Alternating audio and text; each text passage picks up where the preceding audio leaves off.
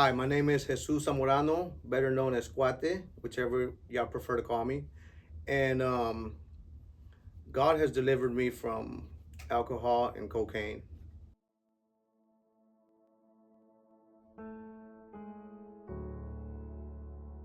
Growing up in Hispanic families, you really don't experience love like one would like, you know. Like I tell my daughter and my son all the time, I love you, you know, and every day, just about every day, you know. And I don't, to be honest, I don't remember getting an "I love you" from my mom or my dad. It's just something that I guess I don't know. I guess it's just something that we don't experience in Hispanic families, and it's sad. To tell you the truth, it's something that I said that I would never copy, you know, or I would never do that. I would be different. I would be a different type of parent.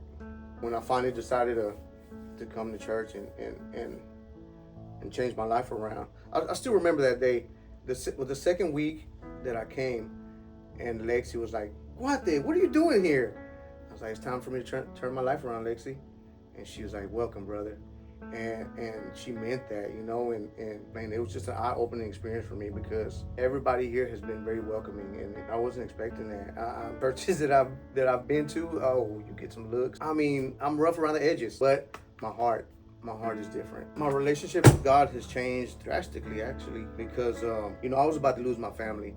I was about to lose my family over drugs and alcohol, and my wife actually told me one time, she's like, "I don't love you anymore." These past 20 years have been the worst 20 years of my life, and I was like, whoa, you know, I was like, really, you know, but then I thought about it, and I was like, probably true. You know, because I wasn't there. We were teenage parents, so I wasn't there, you know, like I was supposed to be. I still wanted to party with my friends and this and that, you know, and God restored that. God restored our relationship. My life has been gang life, party life. That was my lifestyle. Covenant Church does not judge a book by its cover. I remember when the Gomez family invited me to church. So I was outside waiting for them in my car. She comes out in shorts and a t-shirt, and I'm like, oh, I guess she's not going. Her legs are completely tattooed. I was like, okay, what am I getting myself into? She came to church, and I felt right at home. It was just a blessing to get invited. Sometimes you go to church and you're like, okay, then you get invited to church like my mother's church.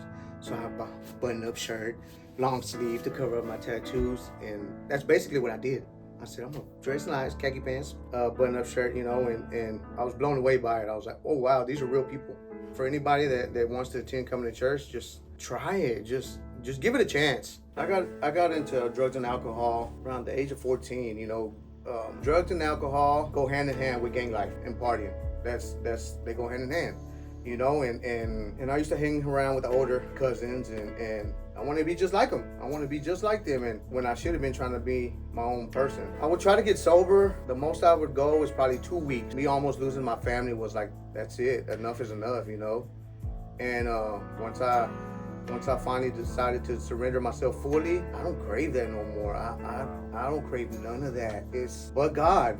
Who else? I don't crave it. My aunts, they'll be playing Mexican bingo loteria, and they'll be drinking their hearts away and stuff, and I'm like, give me a blue, a Pepsi, you know.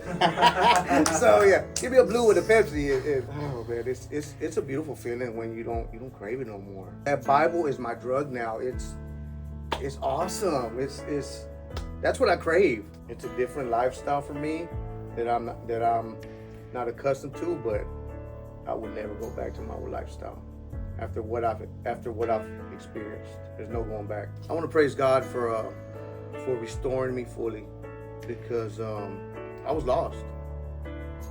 I was really lost, and I thought I had my life under control. That wasn't the case.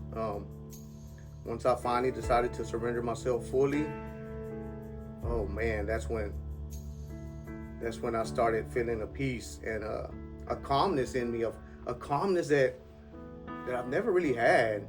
Oh, glory be to God for what He has done in my life.